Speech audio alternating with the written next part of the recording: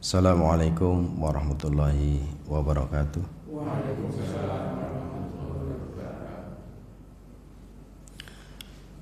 Innal hamdalillah nahmaduhu wa nasta'inuhu wa nastaghfiruh wa na'udzu billahi min syururi anfusina wa min sayyiati a'malina may yahdihillahu fala mudhillalah wa may yudlilhu fala hadiyalah.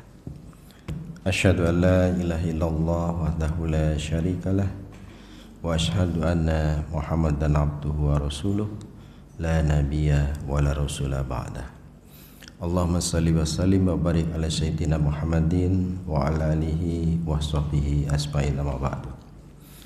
Bapak ibu-ibu yang dirahmati Allah Subhanahu wa taala, yang pertama-tama mari kita senantiasa panjatkan syukur kita kehadirat Allah atas segala nikmat dan karunia-Nya sehingga kita bisa diberi kesempatan untuk sama-sama menghadiri majelis ilmu, yang mana di majelis yang dibacakan Al-Quran, dipelajari Al-Quran, dan insya Allah kita akan berusaha mengamalkan Al-Quran dan kalau memungkinkan bisa menyampaikan kepada orang lain. Ini sebagaimana Allah katakan, khairukum man ta'allamul Quran, sebaik-baiknya orang adalah yang mau mempelajari Al-Quran wa 'allamah, kemudian mengajarkannya. Mudah-mudahan dengan demikian insyaallah kita ke depan insyaallah di yaumil kiamat kita akan digolongkan orang yang berhak untuk mendapatkan syafaat dari Al-Quran. Allahumma amin. Salat bersalam semoga tercurah dan terlimpah junjungan kita Nabi besar Muhammad sallallahu alaihi wasallam beserta keluarga, sahabat dan para pengikutnya sampai yaumil akhir. Bapak ibu-ibu, tadabbur kita sampai kepada surat Al-Baqarah ayat 216 ya. 216 ini bahasanya agak berat nih. Karena apa ini? Ini menyangkut membahas tentang jihad peperangan. Ya, kalau sebelumnya 214 kita diingatkan Allah SWT tentang bahwa surga itu harus diupayakan, ya, harus diupayakan. Jadi kita tidak bisa hanya kemudian berharap saja mendapatkan surga tanpa kemudian kita melakukan upaya-upaya usaha untuk bisa dipantaskan untuk masuk surga. Karena surga itu mahal, sebagai Allah katakan, am hasibtum an tadkhulul jannah walamma ya'tikum masalul ladina khalau min qablikum.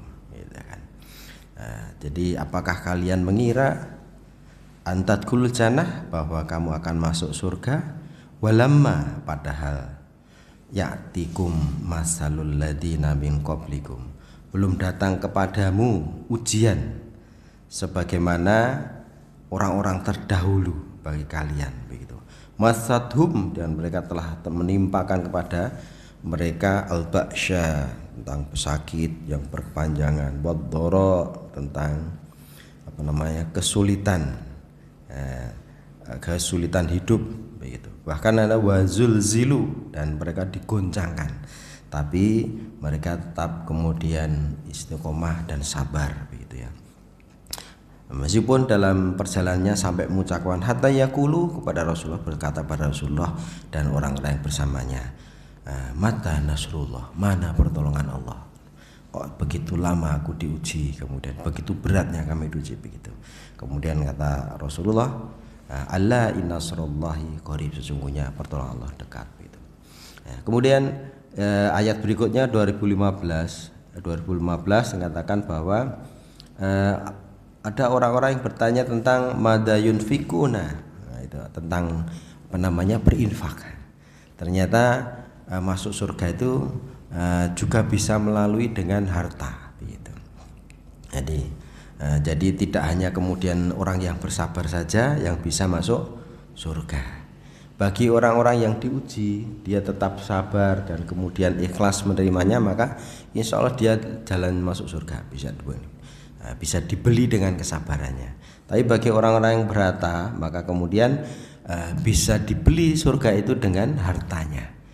Dari mulai memperoleh hartanya dengan cara yang baik, kemudian setelah kemudian dikumpulkan, kemudian dimanfaatkan, ditasarufkan dengan cara yang baik, kemudian dengan sedekah kepada kedua orang tuanya. Kemarin diberikan urutan sedekah seperti apa? Sedekah kepada kedua orang tua yang lebih afdal kalau masih hidup, kemudian sedekah kepada saudara kandung, kerabatnya, kemudian sedekah kepada tetangganya, kepada fakir, miskin, anak yatim dan seterusnya begitu. Jadi bahwa surga itu tidak hanya bisa dibeli dengan kesabaran saja, tetapi juga bisa dibeli dengan harta. Kalau kemudian ada kesadaran bagi pemilik harta tadi itu untuk kemudian menggunakannya sebagai sarana untuk menggapai surga begitu. Nah, meskipun ada sebuah hadis juga memang dikatakan bahwa sesungguhnya nanti di yaumil akhirat itu terbagi dua orang tadi. Jadi ada ahlul musibah, ada ahlul afiyah, sebagaimana pernah kita sampaikan di kuliah subuh ya. Jadi orang-orang ahlul afiyah itu apa? Orang-orang yang selama hidupnya itu merasa fine-fine saja gitu, baik-baik saja. Artinya apa? Rezeki nggak kekurangan, kesehatan tidak pernah sakit, kemudian pekerjaan lancar-lancar saja begitu, anaknya nurut-nurut saja gitu. Seolah-olah tidak ada cobaan yang berarti begitu, tidak ada ujian yang berarti. Itu disebut ahlul afiyah. Tapi ada juga saudara-saudara kita yang sejak di dunia, mungkin sejak masa kecil sampai kemudian ini ada ditimpa kemalangan-kemalangan, dari mulai sakit yang berkepanjangan, kemudian rezekinya seret, kemudian ada musibah yang menimpanya begitu, terus beruntun begitu. Maka itu digolongkan sebagai ahlul musibah. Nah, nanti di akhirat sebagaimana hadis ini dikatakan yang diriwayatkan oleh Ibnu Abbas radhiyallahu anhu, an-nasu yaumul qiyamah sinafani, bahwa di yaumul kiamat nanti sesuai dengan ujiannya di dunia, orang tuh nanti terbagi menjadi dua kelompok, yaitu ahlul afiyah wa ahlul musibah begitu. Ahlul afiyah ya.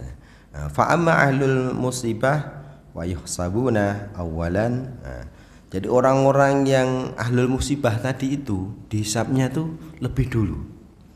Yang semua di dunia banyak cobaan, banyak ujian, tapi dia bersabar, bisa menerima ridho apa yang ditentukan Allah, ditetapkan Allah. Maka kemudian di yaumil akhir nanti dihisab lebih dulu. Nah, gitu. Maka disebutkan di sini ahlul musibatu wa yuhassabuna awalan, lebih dulu.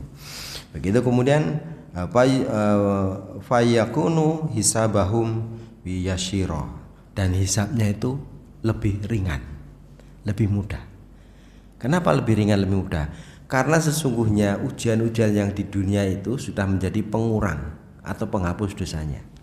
Misalkan diuji sedang sakit lama dari kecil sampai dewasa kok nggak sembuh itu. Nah, itu selama sakit itu menjadi pengurang dosanya, sehingga kemudian sudah dikurangi banyak, maka di akhirat nanti hisabnya cepat. Nah, tinggal pahalanya saja begitu kan. Begitu. Atau kemudian dosa-dosa kecil yang tersisa begitu. Itu. Nah, ini maka kemudian hisabnya lebih cepat. Karena apa? Janji Allah itu bahwa setiap manusia, bahkan yang tertusuk duri pun itu bisa menjadi kafarat, pengurang dosa. Jadi artinya kita kemudian bismillah jalan-jalan ke kebun, niatnya nanam cabai begitu, atau kemudian ketusuk duri. Nah, meskipun hanya tertusuk duri itu bisa mengurangi dosa kita. Apalagi yang kemudian dia dikaruniai ujian yang berkepanjangan tadi itu. Itu makanya kemudian di akhirat ujiannya lebih hisabnya, perhitungannya, timbangannya lebih cepat nimbangnya begitu. Nah, ini sebagaimana terjemahnya saya baca begini. Manusia pada hari kiamat itu ada dua golongan, yaitu al-afiyah dan al-musibah. Al-musibah disiap duluan. Karena apa? Perhitungannya ringan. Karena Allah sudah menghapus dosa-dosa mereka lewat musibah dan ujian mereka waktu di dunia yang dialami. Lalu mereka diberi tiga hal. Orang afiyah, jadi orang ahli musibah itu diberikan afiyah, diberikan kesehatan, kemudian kesegaran, kebugaran tubuh. Yang semula di dunia sakit-sakitan, di sana sehat itu alfiah. Kemudian sebagai keganti kesusahannya waktu di dunia, maka dia diberikan khairan, kebaikan diberikan surga, begitu. Nah, kemudian dan yang ketiga adalah diberi manzilan itu apa? Kedudukan yang tinggi. Nah, jadi diberikan kesehatan, kebugaran, begitu, kemudian diberikan hadiah surga sebagai imbalan kesabarannya, begitu. Kemudian yang terakhir diberi derajat yang tinggi. Sementara ahlul afiyah, orang yang tidak pernah diuji di dunia tadi itu, serba enak, serba lancar hidupnya tadi itu, mereka disabnya agak lama dan panjang, gitu. Karena apa? Mereka tidak diuji di dunia dengan hal-hal yang bisa menghapus dosa-dosa mereka, begitu. Ini maka kemudian ada hadis yang lain diriwayatkan oleh Jabir itu, dan riwayat At-Tirmizi dikatakan bahwa sesungguhnya inna aldoma zazai ma'idoma balai, sesungguhnya besarnya pahala itu sesuai dengan besarnya ujian. Besarnya pahala itu sesuai dengan besarnya ujian. Semakin besar ujiannya, maka pahalanya semakin besar. Sesungguhnya jika Allah mencintai suatu kaum, maka dia akan menguji mereka. Nah, barang siapa ridho, baginya keridhaan Allah. Nah, barang siapa marah, maka sesungguhnya dia kemurkaan Allah. Artinya diuji tadi itu, kalau kemudian dia ridho ikhlas, maka kemudian dia diridhoi Allah. Tapi barang siapa yang kemudian dia tidak terima, enggak ridho terhadap musibah-musibah yang terima dia, yang ujian tadi itu, maka kemudian Allah kemudian tidak ridho dan marah. Baginya kemurkaan Allah. Kelak di hari kiamat, nah tadi ada dua kelompok tadi, ketika ahlul musibah, ya kan, orang yang diuji di dunia tadi diberi pahala yang besar, pahala surga, pahala afiyah, pahala derajat yang tinggi. Sementara orang ahlul afiyah tadi itu hisabnya lama, begitu. Maka kemudian sempat dia iri. Orang-orang al-alfiyah nanti di yaumil kiamat itu iri, sempat mengiri, sampai kemudian menggerutu, seandainya aku dikembalikan ke dunia, kulit kami digunting-gunting dengan gunting besi di dunia, maka biar betapa mulianya kemudian pahala orang yang sabar diuji, gitu ya itu mungkin teorinya, gitu. Tapi kalau kemudian dia dikembalikan terlebih belum tentu, dan biasanya kan kemudian bisa misalkan di belakangnya aja.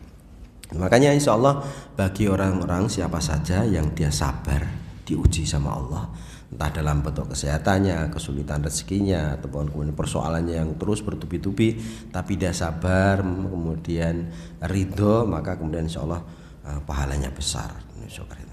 Nah, kemudian kita menginjak di pembahasan tadi di 216. Ini terkait dengan perang, terkait dengan jihad. Katakan kutiba alaikumul kita, kutiba dikawajibkan kalian untuk berperang, wa huwa kurhulakum, meskipun engkau tidak menyukainya. Nah, ternyata surga itu bisa juga dibeli dengan perang, peperangan, begitu. Nah, perang yang seperti apa nanti kita kemudian bahas. Nah, kutiba ini sesungguhnya kalau bahasa Arabnya adalah ditulis. Jadi kutiba bisaburatin, ditulis di papan tulis. Tapi karena diikuti, kalau kata kutiba diikuti dengan ala, alaikum, alaina, alaihim, begitu, maka artinya jadi berubah kalau dalam Arab. Jadi kalau di bahasa Indonesia juga ada yang kemudian di sesuatu yang bahasa yang artinya a, begitu, tapi begitu ditambah ini berubah, begitu. Ya sebenarnya kayak misalkan kalau di Jawa ada wedi sama wedi, gitu kan, beda kan. Nah ini maka kutiba alaikumul kita ini diwajibkan. Jadi kalau kutiba diikuti dengan alaikum itu artinya diwajibkan kalau dalam bahasa Arab. Ada berapa kutiba? Pernah kita baca di surat, kalau di puasa kutiba alaikum siam, diwajibkan kepada kalian siam. Kemudian ada di ayat 178 Al-Baqarah yang kemarin kita baca, kita belajari di sana, kita tadabburi, ya ayyuhalladzina amanu kutiba alaikumul qisas, gitu kan. Wahai orang-orang yang beriman, diwajibkan kepadamu kisos. Kisos itu apa? Kisos itu adalah balasan. atas kalian fi qatli, ya, atas pembunuhan yang terjadi begitu. Kemudian ada lagi ini kutiba di surat Al-Baqarah 180. Kutiba alaikum idza hadara ahadakumul maut. Nah, diwajibkan atas kalian idza hadara ahadakumul maut, jika sudah datangnya maut, sudah ada tanda-tanda maut datang, sudah dalam kondisi lemah, maka intaraka khairani wasiyah, maka hendaknya kalian menulis wasiat. Begitu. Artinya begitu seseorang sudah merasa kok kayaknya berat, itu ajalnya sudah semakin dekat, padahal dia punya harta banyak atau mungkin punya utang banyak gitu, maka kemudian diwajibkan untuk menulis wasiat. Tolong nek saya sampai dipundhut, misalkan saya punya utang sama si dia ini sekian, atau saya punya piutang, dia utang sama saya sekian belum diambil, silahkan diurus. Ya ada itu. Tolong nanti kalau kemudian bapak meninggal jangan berebut, ini dibagi rata. Kalau bisa kamu yang nomor 1 ini, nomor 2 ini begitu. Itu wasiat. Itu penting. Dalam Islam itu wajib. Agar apa? Setelah nanti ditinggalkan tidak terjadi ya ini kemadharatan, pertengkaran misalkan. Karena itu sangat rentan, sangat rawan begitu. Nah, kemudian yang kutiba yang terakhir ini di di surat Al-Baqarah ayat 216 ini, kutiba alaikumul qital. Nah, ketika kalian diwajibkan untuk berperang, wa huwa kurhulakum, sementara engkau tidak suka. Berarti perang niku jane seneng lho mboten. Kebanyakan orang seneng perang lho mboten. Mboten tok iki. Kalau ada orang seneng perang kok berarti ini ayatnya salah. Karena Allah mengatakan bahwa kutiba alaikumul qital wa huwa kurhulakum. Allah mewajibkan perang sementara kalian tidak suka. Nah, kurhu itu dari kata makruh di sana. Makruh itu dibenci, tidak suka. Wa asa an takrahu sayyan wa huwa khairulakum. Dan sesuatu yang kau tidak sukai bisa jadi itu adalah baik bagimu, dan begitu. Nah, ini kembali ke kita tadi adalah perang. Tapi kalau tadi dalam surat yang di ayat 110 itu ada qatl, itu adalah pembunuhan. Kira-kira bedanya apa? Perang sama pembunuhan. Beda ya? Kital ada qatlu. Tulisannya sama antara kital dan qatlu. Tapi kemudian satunya adalah perang, satunya adalah pembunuhan. Kalau perang itu adalah memperjuangkan sesuatu ya, untuk menegakkan kezaliman, menegakkan kebenaran, melawan kezaliman dan segala macam begitu. Ada suatu bangsa lain atau suatu kelompok dengan kelompok lain begitu. Ini perang. Tetapi kalau kemudian pembunuhan itu biasanya hanya karena pelampiasan dendam. Nah, kemudian perang itu ini semangatnya adalah semangat kemudian untuk memperjuangkan kedamaian, memperjuangkan keadilan. Tetapi kalau kemudian pembunuhan seringkali terkait dengan kebencian, kekecewaan, kemudian balas dendam. Nah, dan Allah katakan bahwa kalau orang terbunuh, orang mukmin dengan mukmin yang lain atau orang muslim dengan muslim lain saling bunuh, maka antara yang membunuh dan yang dibunuh sama-sama masuk neraka. Sama-sama masuk neraka. Jadi kalau di Madura itu ada carok ya. Nah, carok itu antara yang bunuh sama dibunuh itu masuk neraka dua-duanya. Kenapa kalau yang membunuh jelas masuk neraka? Iya. Tetapi yang dibunuh tadi kalau dia kalau dia tidak terbunuh juga akan membunuh karena dia niat untuk membunuh, cuma karena terbunuh duluan dengan begitu. Itu bedanya di situ. Tetapi kalau peperangan, kalau dia sampai terbunuh karena memperjuangkan tadi keadilan segala macam, maka kemudian dia jadi syahid, masuk surga. Bedanya di situ. Jadi bedanya antara qatlu dengan ini kita di situ begitu. Nah, kemudian di ini yang lain disebutkan yang lain, diwajibkan atas kamu perang, padahal itu tidak menyenangkan bagi kamu. Tetapi tadi asa ayakunu khairum minhu, tetapi boleh jadi kamu tidak menyenangi sesuatu padahal itu baik bagimu. Dan boleh jadi kamu menyukai sesuatu padahal tidak baik bagi kamu. Allah mengetahui sedangkan kamu. Nah, artinya apa? Bahwa sesungguhnya Allah tuh tahu bahwa umatnya itu tidak suka perang. Tapi kenapa kemudian diperintahkan perang, diwajibkan perang? Ya, jadi ya kadang-kadang kita itu tidak menyukai sesuatu, tapi kemudian Allah mengujinya dengan menyuruh, mewajibkan. Misalkan ada orang yang tidak suka puasa. Kenapa tidak suka puasa? Ya, kenapa?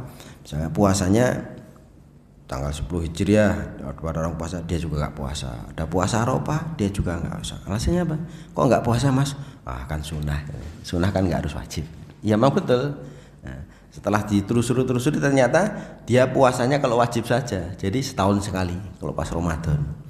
Nah, berarti apa? Dia nggak suka puasa. Nah, tapi Allah perintahkan kutiba alaikumusiyam kama kutiba alal ladzina min qablikum, agar kemudian dia taat nggak dengan perintah Allah tadi itu, sehingga sekalipun dia nggak suka puasa di bulan Ramadan tetap dia berpuasa. Gitu. Nah, kemudian hal-hal lainnya juga, misalkan ada orang nggak suka, misalkan jadi kalau kemudian ada ayat yang mengatakan bahwa tentang poligami, ibu nggak suka, boleh nggak suka? Sebagaimana tadi ada peperangan nggak suka, boleh nggak suka? Boleh nggak umpamanya aku nggak suka kalau suamiku poligami, nikah lagi, boleh nggak? Boleh, nggak suka itu boleh. Yang nggak boleh itu tidak suka terhadap aturan poligami, ketentuan poligami tidak boleh. Perang itu boleh saja nggak suka, tetapi yang tidak boleh itu tidak suka terhadap syariat perang, kewajiban perang, begitu. Bedanya di situ. Maka kemudian boleh saja kemudian sama suami ada kesepakatan, pokoknya kalau nikah sama aku nggak mau dimadu, boleh saja begitu, asal ada kesepakatan. Tapi yang nggak boleh itu tadi, aku nggak suka nih ada ayat kok kemudian membolehkan poligami segala macam, nah itu yang nggak boleh. Nah, termasuk perang tadi itu, gitu. Ini, jadi bedanya di situ, bukan bukan materinya yang tidak sukai, tapi kemudian hukumnya, perintah, karena itu adalah perintah Allah SWT, begitu. Ini kemudian tadi disebutkan bahwa mayaktulu wa mayaktul finnar, tadi orang yang saling membunuh tadi, yang dibunuh sama yang membunuh sama saja masuk neraka. Mayaktulu wa mayaktalu finnar, dua-duanya masuk neraka.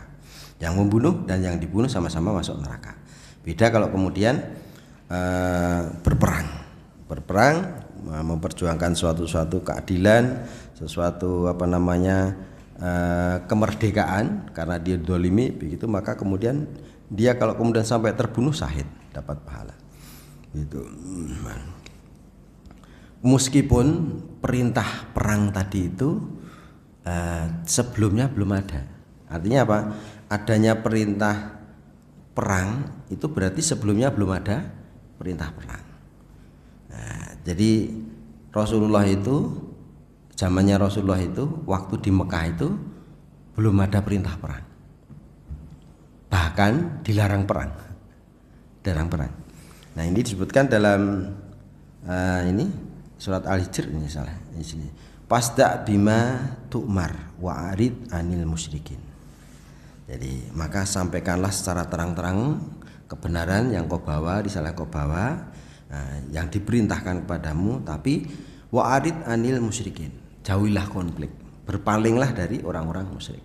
Artinya tidak boleh berkonflik. Makanya kemudian zaman di Mekah, orang-orang asabiqunal awalun, orang-orang yang terdahulu masuk Islam awal-awal itu, ada yang disiksa, ada yang dipukulin, ada yang kemudian ya dicaci maki, tidak boleh membalas, tidak boleh melawan, bolehnya hanya kemudian menghindar. Ini menghindar itu zaman di Mekah. Kenapa kira-kira? Karena memang waktu itu kaum muslimin masih sedikit. Kalau kemudian ngelawan ya habis begitu. Maka tidak boleh sama Allah Subhanahu wa taala. Nah, perintahnya di sini fasda bima tu'maru wa arid anil musyrikin. Ya, gitu. Sampaikanlah kamu dengan baik-baik saja, dengan hikmah, dengan mauidul hasanah, dakwahnya dengan baik-baik itu, tapi kemudian jangan melawan terhadap kekejian, terhadap kemudian perlakuan buruk kepada orang muslim. Itu yang pertama. Karena masih sedikit. Kemudian yang kedua, karena di Mekah itu memang tidak boleh menumpahkan darah. Karena disebut daerah haram. Daerah haram, daerah mulia itu tidak boleh menumpahkan darah. Maka kemudian menahan diri. Nah, sehingga suatu ketika ada sahabat Nabi namanya Abdurrahman bin Auf. Ya, setengah rotok ngerundel tuh. Ya Rasulullah, saya ini sebelum masuk Islam, saya ini orang terkemuka. Ya kan? Orang kaya dan orang terkemuka, dihormati. Tapi begitu masuk Islam kemudian direndahkan, dihina, dan tidak boleh ngelawan, begitu kan. Tapi apa kata Rasulullah? Ya, saya diperintahkan untuk kemudian untuk memaafkan dan tak boleh melawan, begitu. Nah, sehingga ada Bilal yang disiksa di padang pasir siang-siang gitu, diikat kakinya, direntangkan, itu ditindih batu besar panas di padang pasir itu siapa ya? Itu ya kemudian nasihatnya Rasulullah, isbir, bersabarlah kau wahai Bilal, insya Allah surga, isbir gitu.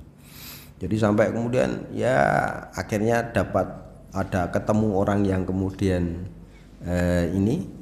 kasihan begitu, kemudian berbaik hati, maka kemudian ditanya, wahai engkau kaum kafir Quraisy, engkau minta tebusan berapa asal kau bisa melepaskan si Bilal tadi begitu. Makanya enggak akan saya jelaskan gitu. Tapi kemudian dengan dialog, dengan lobby yang lama, akhirnya kemudian dijual tapi dengan harga yang mahal biasanya, dan kemudian dibeli sama dia dan dia dibebaskan. Nah, itu. Tapi yaitu tidak boleh ngelawan. Sampai keluarga Yasir yang pernah kita ceritakan, bapaknya, ibunya, anaknya disiksa hanya gara-gara apa? Dia masuk Islam, mengikuti agamanya Rasulullah, agamanya Muhammad, Nabi Muhammad. Keluar kamu atau kamu siksa, disiksa terus. Itu nggak bisa ambil. Abu Bakar lewat cuma isbir. Rasulullah isbir. Karena apa? Sama Allah tidak boleh kemudian membuat konflik. Begitu.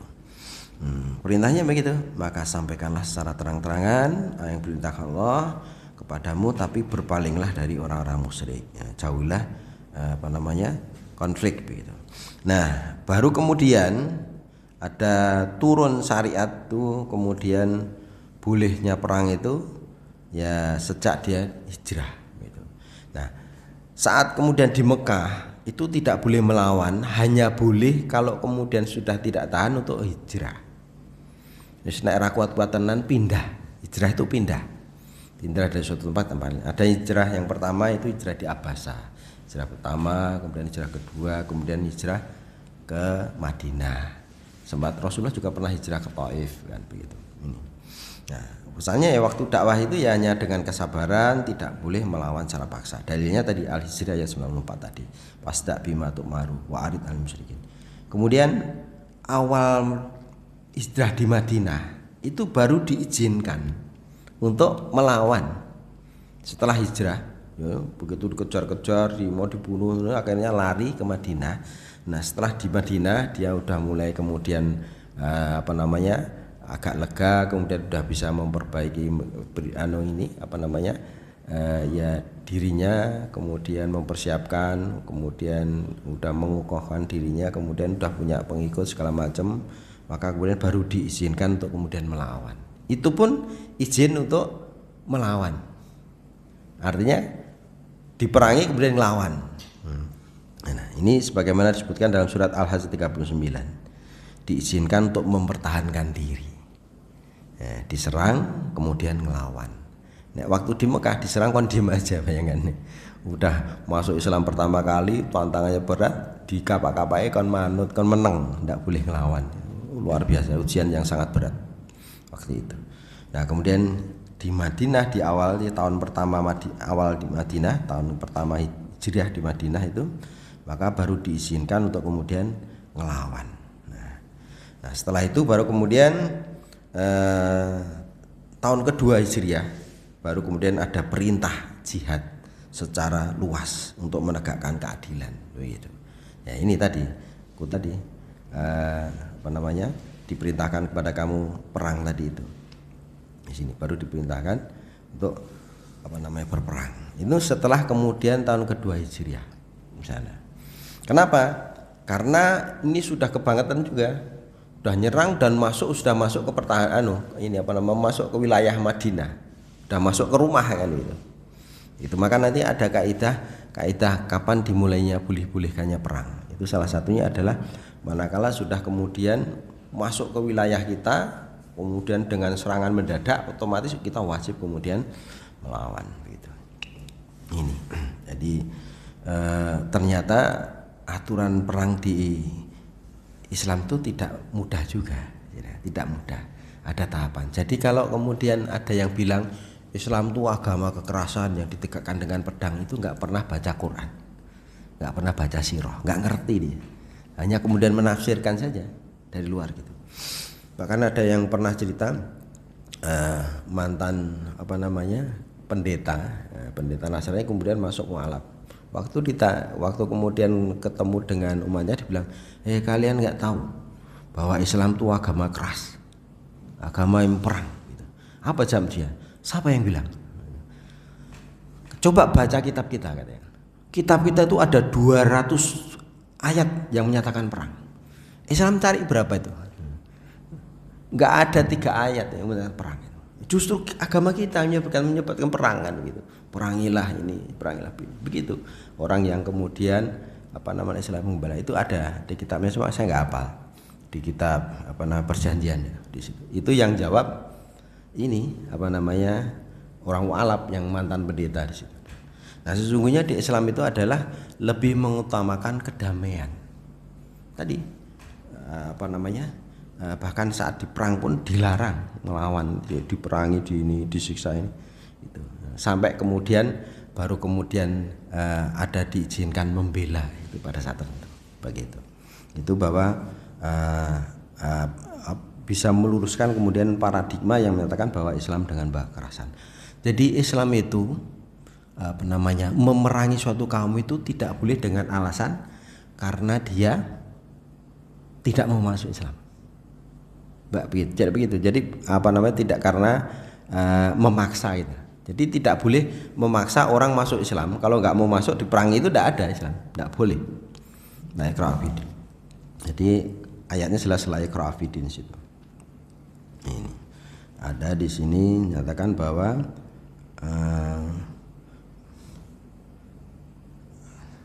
jadi ini istilah swasta tadi, kemudian diperintahkan bahwa berpaling dari musyrik, diizinkan perang, didolimi. Nah ini aja. Jadi surat Al-Had 39 diizinkan perang bagi yang didolimi. Kemudian dalam surat Al-Baqarah perangilah perangilah yang memerangimu. Artinya kita memerangi yang memerangi kita, memerangi yang memerangi kita. Karena mengikuti pun kemudian dipesan jangan sampai melampaui batas.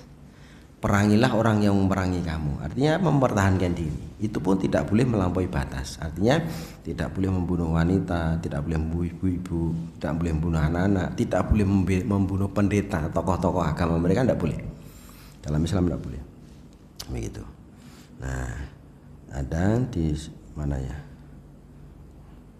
Pengetahuan agama mereka. Jadi ya ini beberapa yang memerintahkan pasukan untuk perang, menyatakan perang itu wajib. Nah, syarat wajib jihad. Syarat wajib jihad atau perang itu adalah harus dengan niat ikhlas, hanya karena Allah, bukan karena harta atau pengen menguasai suatu negara. Jadi tidak boleh invasi perang itu dalam Islam, tidak boleh. Kita Indonesia kemudian dipimpin orang Islam, kemudian sepakat itu ayo nyerang Malaysia untuk meluaskan wilayah, invasi, tidak boleh. Dalam Islam tidak boleh. Jadi tidak boleh diniati dengan karena kekuasaan atau harta, tidak boleh. Atau mencari harta rampasan perang. Begitu perang, kemudian kan dapat harta rampasan, ghanimah, kalau semerang, tidak boleh. Gitu. Nah ini. Nah, kemudian yang dibolehkan adalah tujuannya mempertahankan diri. Yang 4, Kak Isa Melayu diri. Mempertahankan diri. Nah, untuk mempertahankan diri, untuk mempertahankan agamanya dan keadilan, begitu. Dan tidak boleh melampaui batas, tidak membunuh orang-orang yang tidak berhak untuk dibunuh. Enggak ikut-ikutan perang disanke, dikorbankan, tidak boleh. Kayak yang terjadi di Israel itu tidak boleh. Nah, ini. Jadi syarat sahnya jihad itu begitu. Tujuannya semata karena Allah, bukan karena harta, bukan kekuasaan, dan ada pemimpin yang merintahkan. Tidak boleh kita perang sendiri-sendiri. Kemudian berangkat dewe gitu, tidak boleh. Nah, jadi ada pemimpin yang memerintahkan, memang ini sudah waktunya kita harus melawan perang. Berangkat sendiri tidak boleh. Gitu. Jadi harus ada ulil amri yang sah di situ. Kemudian kekuatan yang seimbang dan tidak membinasakan diri. Nah, makanya kalau kita berperang, kira-kira musuhnya 5.000 pasukan gitu, kita hanya 10 orang tidak boleh. Itu sama aja bunuh diri, tidak boleh. Sebagaimana tadi di Mekah tidak boleh lawan karena belum seimbang. Lawan langsung dihabisin kan begitu. Nah, kemudian tidak boleh membunuh wanita, tidak boleh membunuh anak-anak, orang tua, pendeta, dan yang tidak berperang. Nah, orang nggak berperang kok kemudian diikut ditembaki, itu ngawur, itu tidak boleh itu. Nah, kemudian saat kemudian musuh itu menyatakan menyerah, damai, tidak boleh diteruskan perang. Berhenti jika musuh damai. Sebagaimana disebutkan dalam surat Al-Anfal itu. Nah, sekarang malah kemudian hapus itu. Ayo apa namanya? Gencatan senjata nih baru nyerang Komburi. Jadi seperti itu. Jadi repotnya di situ. Nah, jadi berperang itu tidak boleh kalau tidak ada alasan syar'i, alasan yang dibenarkan. Dan berperang hanya karena berbeda keyakinan semata itu juga tidak boleh. Nah, karena kan dia nggak mau masuk Islam karena dia bukan orang Islam, kita perangi, tidak boleh. Gitu. Dia agamanya apa Hindu? Kita perangi ben Islam, tidak boleh. Di situ. Jadi karena alasan kekufuran tidak boleh.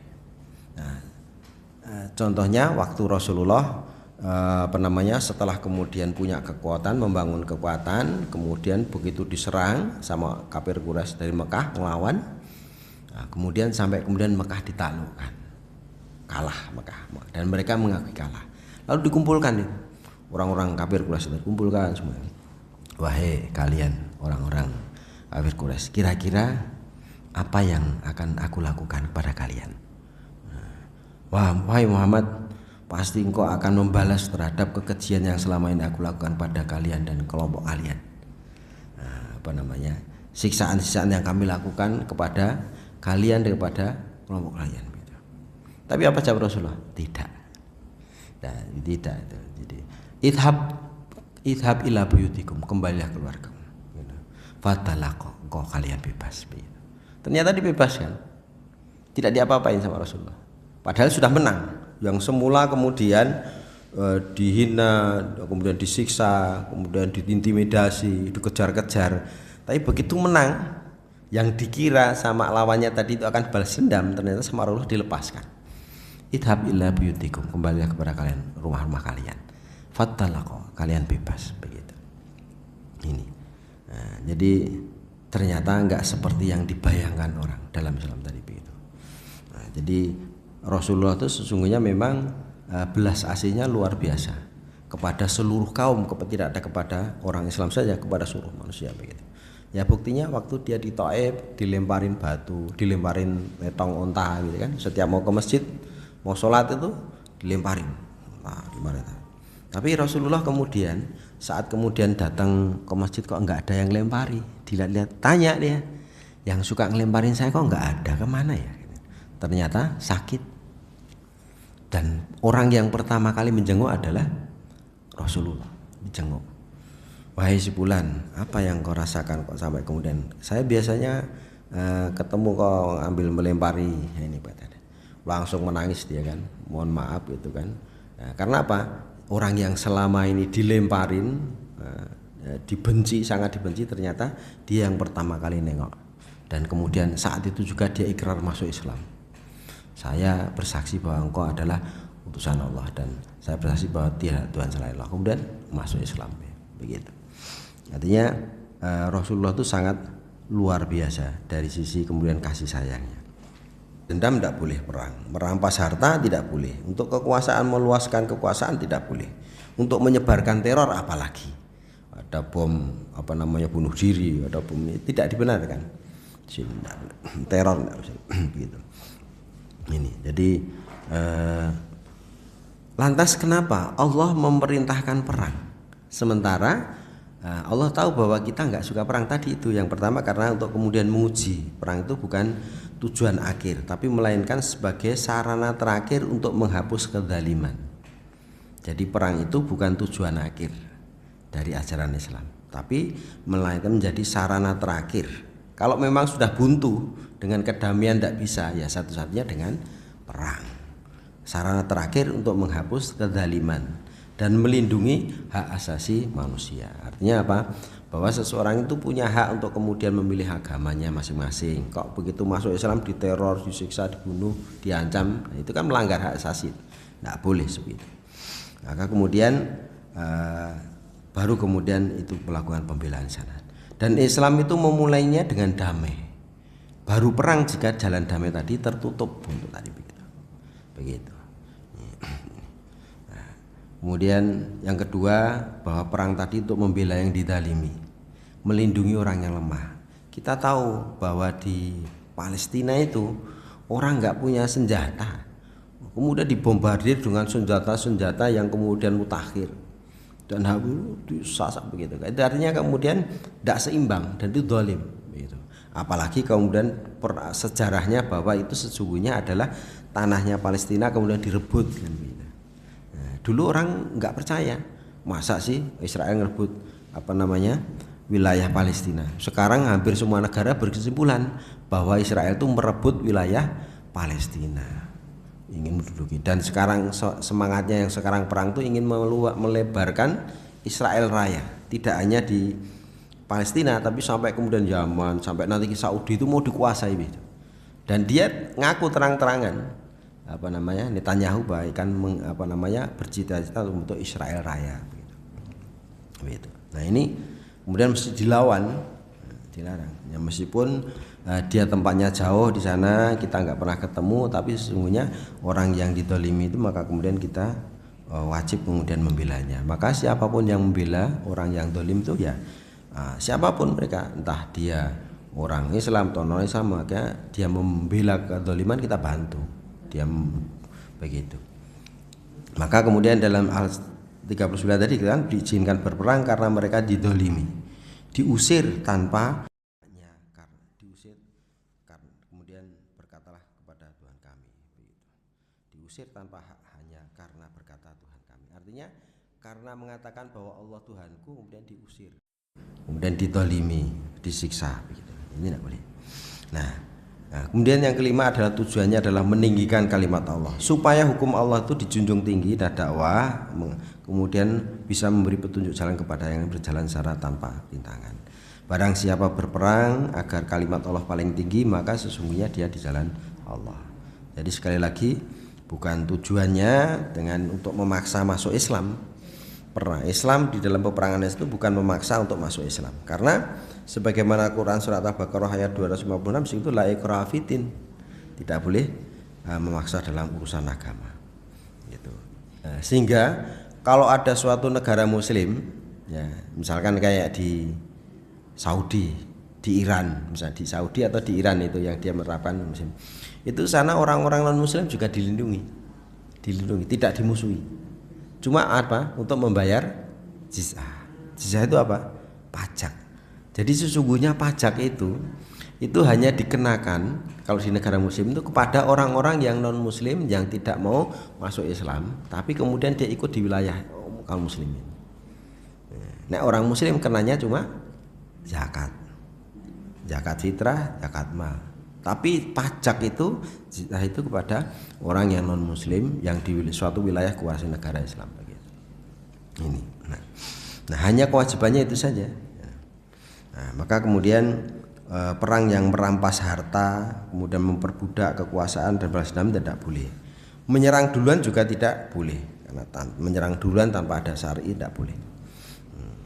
Kecuali kemudian proses perangnya sudah lama, terus kemudian di tengah perjalanan perang tadi itu menyerang lebih duluan dari sisi strategi, nah itu boleh. Kesimpulannya ya,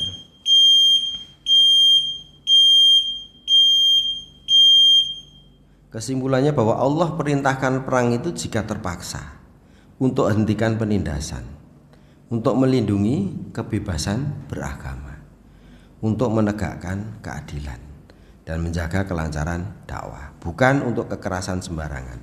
Segera berhenti jika musuh sudah menyatakan menyerah dan ingin damai, begitu. Jadi kesimpulannya begitu.